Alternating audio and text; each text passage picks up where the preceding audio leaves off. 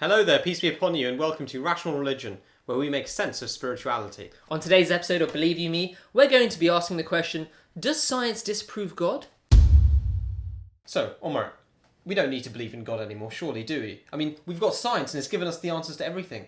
We know how the universe came to be. Heretical. We know how the universe came into its current form. We know how life started. We know how life evolved.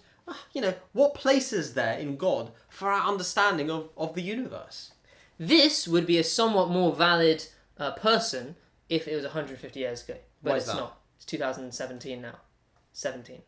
Oh, yeah. The reason is because, let's talk about the 19th century, which is when the current materialist scientific mindset largely solidified. Okay.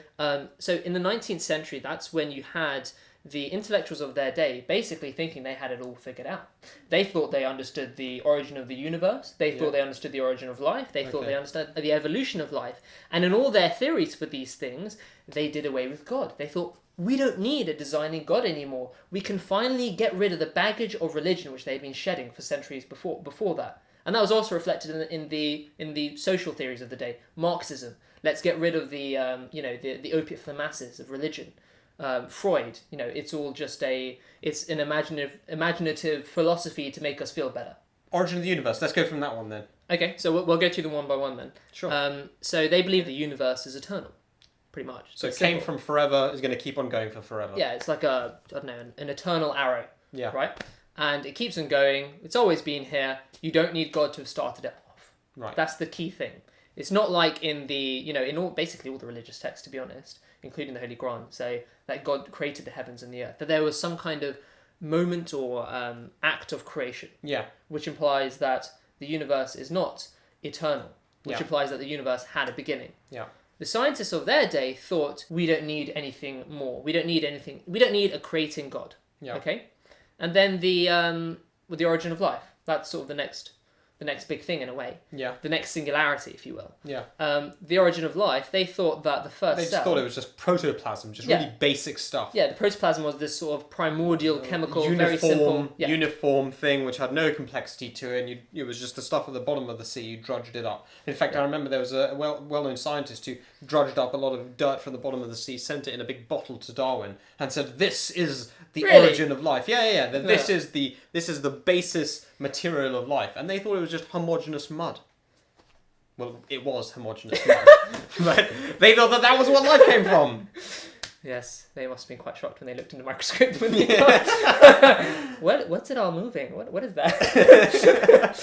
So they thought it was really simple, right? Yeah, and you had Huxley and Haeckel, who are like two of Darwin's greatest disciples, great proponents of this idea. You had plenty of other scientists as well, who thought that life was really simple. Yeah. So they basically thought that, biology is just a slightly special form of chemistry. Yeah. Not that difficult to make, and as science progresses, we'll definitely figure out what life is. Yeah. And it'll obviously be a necessary outcome of having enough chemicals in the same place at the same time. Yeah. Okay? Yeah. So that was like, okay, alright, the universe has always been here, life's really easy. And then evolution, they were like, well, obviously, that homogeneous mind. We have different varieties of homogeneous mind. There's the garden variety, there's your industrial homogeneous mind. Bottom of a well, inside of a pipe in the industrial bin. I don't know. They need to know where we're going with this. They thought you had lots of varieties of original protoplasm, let's say, or protoplasm could create different varieties because protoplasm could replicate itself. Yeah. That's what Darwin's theory says. And it was really simple. That's the most key point that they made. So they said life came from this really simple stuff. This stuff could replicate itself, And it became other stuff over time. No, and it became slightly different stuff. Yeah. And you have lots of slightly different types of this simple stuff. And eventually natural selection does its wonders. And here we are. It's a very satisfying theory. Sophisticated people. Anyway, so what is the reality of life now that we've progressed a little bit? I mean, look, at the end of the day, we can't take the mick too much. They didn't have the evidence that we have. And if they had the evidence we have, it may very well be that I do judge them harshly, because there were people at their time who also said this is stupid. Every one of those. There were lots of top biologists and naturalists and geologists, whatever, of their day who criticised these people for their theories. There was, against Darwin, you had Louis Agassiz, you had Alfred Russel Wallace, the co-discoverer of natural selection, who believed in intelligent evolution. Yeah. He believed that natural selection was a real mechanism, but it was directed by a higher power to reach the stage of me and you, to explain the human mind. Extremely smart guy. You had Richard Owen, who said that there were features of biology which couldn't be explained by Darwin's theory. So you had lots of people of their day who said that theories don't work. But I think what happened is because the intellectuals of their day were basically discarding Christianity, they wanted justification. They wanted scientific justification for their stance. Yeah. Because they essentially wanted to be rid of everything. They want to be rid of an interfering God. They'd got rid of revelation, but now they wanted him out of science as well. Yeah, so basically they were atheists first and scientists second. Yeah, so that's why these theories got so much currency. Okay, so the steady state theory basically says that the universe has been here forever. It's eternal. It's past eternal. Yeah. Right? It's always been here. Yeah. What's happened to that theory? Why is it? Why do we have this new theory? Well, it got thrown out the window because of the new evidence, and to the great consternation of many of the scientists of the day, and secretly, I think, to many of the scientists of today as well. Yeah.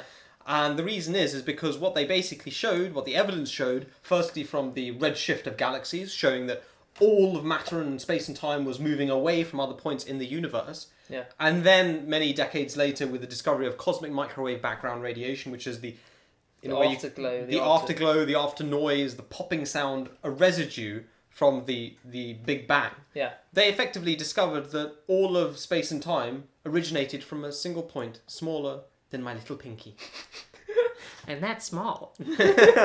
So, and in actual fact, a lot of people don't know that the Big Bang was not coined as a term of, oh, it's a wonderful, it's a big bang. No. Fred Hoyle, who is a prize-winning astrophysicist, he coined it as a derogatory term on BBC Radio 4. He was talking about it, and he said, "What do you think this is? Some kind of a big bang?" Yeah. And the term stuck.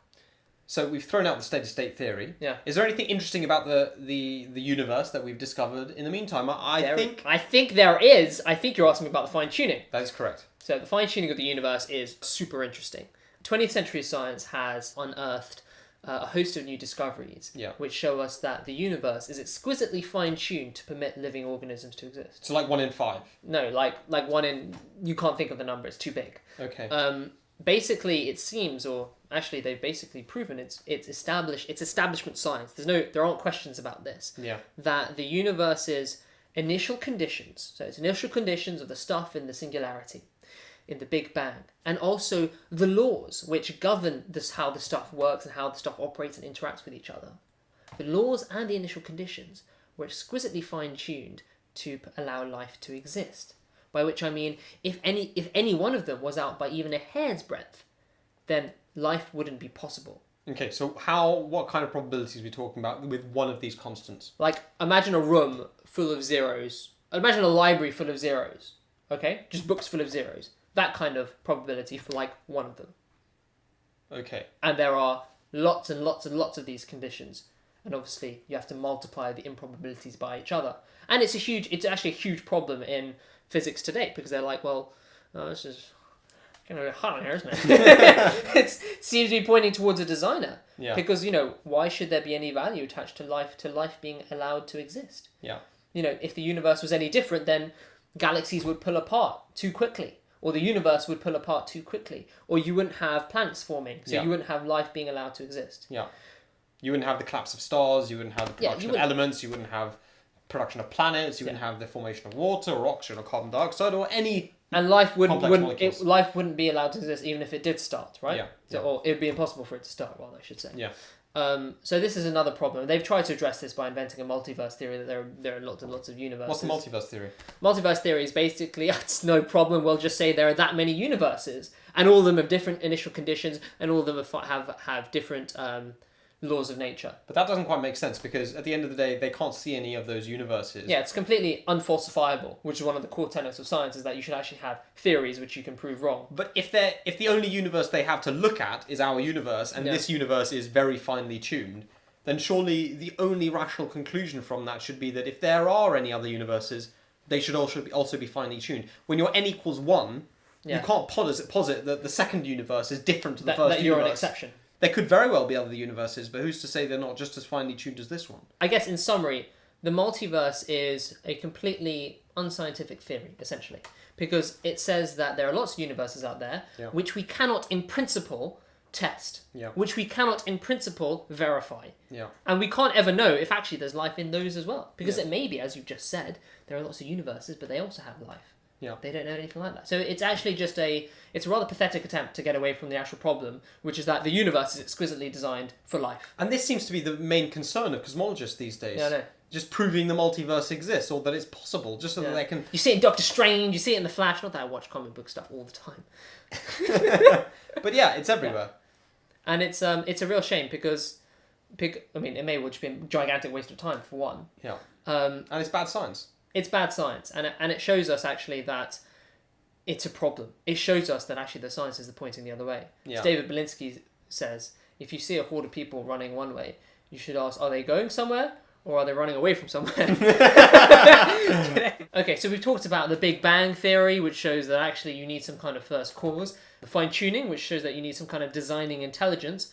What about abiogenesis, which is something we mentioned earlier? So, biogenesis, biological origins, from inorganic matter. Okay. And they used to believe it was the sludge at the bottom of the sea, Yeah. the protoplasmic mud, the Victorian sludge of different types. Yeah. Well, actually, that doesn't stand, because that protoplasmic sludge isn't simple. It's chock full of bacteria, of mycoplasma, and when you look at these under a microscope, we call them simple in comparison to complex organisms like you, me, giraffe, other biological multicellular organisms. Yeah. But in comparison to your car, to aeroplanes, to heavy machinery, to industrial, things we use, to your MacBook, to your phone, mycoplasma is way, way, way more complicated, orders of complexity higher.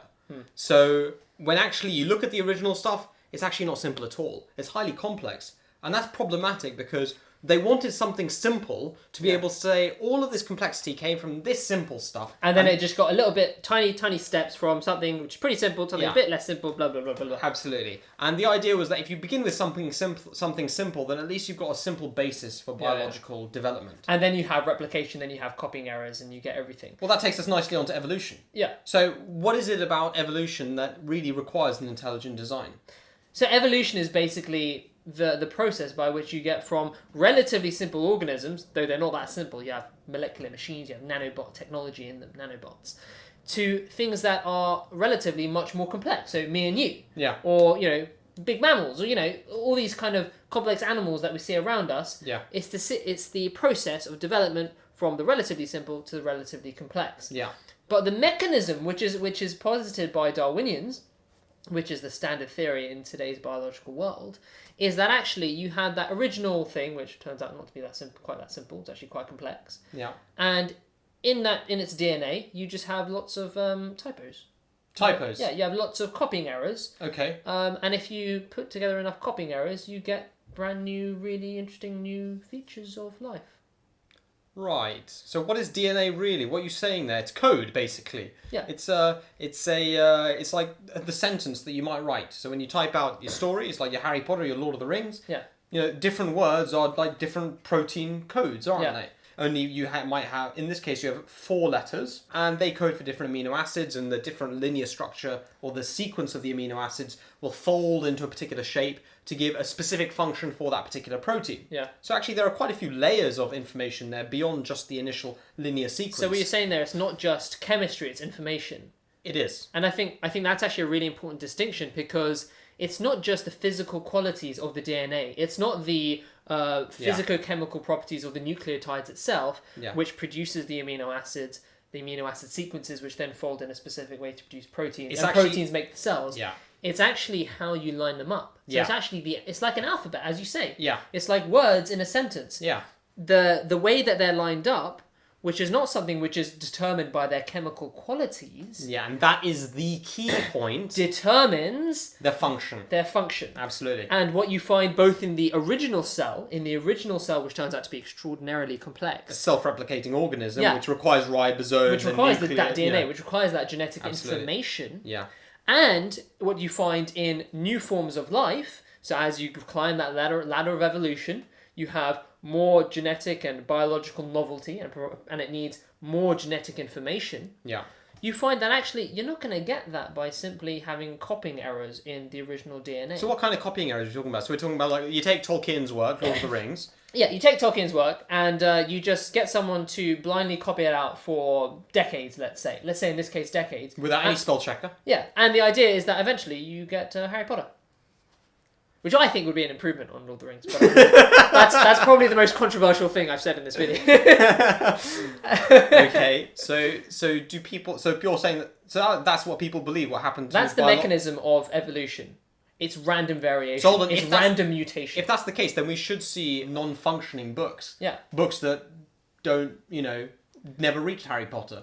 But we don't see that. But we don't. Do we see that at all. biologically? No, you don't see that at all. What you do see when you do see some mutations, because obviously mutation is a real process, it does happen. Yeah. You see Cancers. You see deformed Yeah. organisms, right? Yeah. That's what you observe. That's the observable science of evolution. Yeah. It doesn't produce vastly new, innovative biological features. Yeah. So what we're talking about then is that in abiogenesis, in the original form of life, you have this extremely complex organism with nanotechnology, with this genetic code which is chock full of information, which isn't something that is determined through chemistry. Yeah. And then to produce all the new life up the evolutionary ladder, you require new information. Yeah. Which you won't get by copying errors from the original thing, which turns out to be quite complex. Yeah. So what we're talking about then is that unlike what they thought in the 19th century, Yeah. it turns out in the 20th century and the 21st century, biology requires information. Yeah. And information comes from minds. Yeah. It doesn't come from pure undirected chemistry. No, it can't do. So this is yet another nail in the coffin of scientific atheism, scientific And materialism. this is a very unfashionable belief. It's very, very unfashionable. The idea that there is a designing intelligence. Now, we don't necessarily say that points directly to God, but we No. definitely say that points to an intelligence of some sort. Yeah, and then I think if you put them together, you do get to something which has the attributes of what you may ascribe to God. Not all of them. Now, what did Dawkins say about this? Because I believe he's on camera being caught admitting this himself, hasn't he? Yeah, well, he said he admitted that one may say that there is actually signs of intelligence in the cell, but the intelligent designer must have been E.T. Aliens. Aliens, yeah. He said this. He said that, and as you know what, he's not actually being that outlandish in the scientific world. Yeah. Francis Crick, who's one of the discoverers of the genetic code, this was his theory. Okay. It's basically the idea that you have life seeded on Earth from other planets. And that was designed by aliens. By antelopes. Aliens. Alright, so that was a whistle-stop tour of 20th century science. So what have we learnt overall? Well, we've learnt that a designer is required for the origin of life, for the fine-tuning of life, for the origin of the universe, and for the evolution of all biological organisms. So that seems to be quite a bit of science. I know. So when atheists say that there's just no evidence for God, what are they talking about? I don't really know. Because if you look at these just these domains, and there are others, Yeah. but if you look at these, you'll be like, okay, well, there seems to be some kind of eternal entity which had to produce the non-eternal Big Bang and the non-eternal universe, right? Yeah. And it would make sense that that eternal entity is highly intelligent and conscious and very, very powerful because it not only produced the universe, but it also finely tuned all of its parameters and laws and constants. Right. And then not only that, but it didn't just set it up as some kind of clockwork universe. Yeah. It actually seems to be directing all the processes with all the laws of nature towards certain important events. So like the origin of life. Yeah. It seems to be directing the chemistry, let's say, to produce the biology. And then not only that, but it actually seems to be guiding the whole of the evolutionary process towards highly conscious beings like me and you. Right. So what we have is a god, essentially. Because what we're saying is then it's eternal, conscious, intelligent, powerful, and omnipresent. Always present, always guiding. Now... And intervening. Yeah. So it's not a deistic god, it's a theistic god as well. Yeah. That seems to tally pretty well with what religion says. Well, that is exactly what religion says. So I wouldn't say that... I wouldn't say that that's proof of God in an absolute sense. No, it's not. I would say it's very, very strong evidence for God. Yeah, and Right? it makes the belief highly logically plausible. In fact, logically very probable. In fact, one could. In fact, it makes you unreasonable to be an atheist in light of the scientific evidence. To be honest. Yeah, and it makes it inevitable. Yeah, Right. and what it should actually make us think is that if there's all this evidence pointing towards some kind of entity which is conscious, eternal, designing, then it seems to have quite an interest in us. Yeah. And shouldn't, therefore, we have had some kind of contact with this being? Because, even the most average person out there doesn't do things for no reason. Yeah, absolutely. If an average person doesn't do something for no reason, then why would this being make the whole universe for no reason? Well, thanks very much for watching. We've been Rational Religion. Make sure you subscribe below and also comment to keep the discussion going. We're going to be exploring more of these topics and completely different topics in future episodes of Believe You Me. Peace be upon you.